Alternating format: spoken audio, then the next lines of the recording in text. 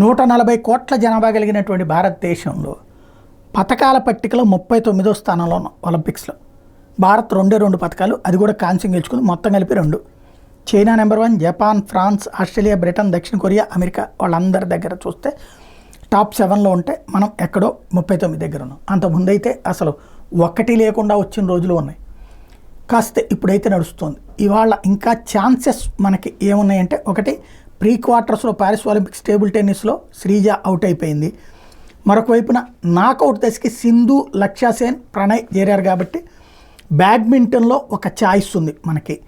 అదే సందర్భంలో క్వార్టర్ ఫైనల్కి స్టార్ బాక్సర్ లవ్లీనా చేరినటువంటి నేపథ్యంలో ఇంకొక విజయం సాధిస్తే ఏదో ఒక పథకం సాధించడం అయితే ఖాయం. అలాగే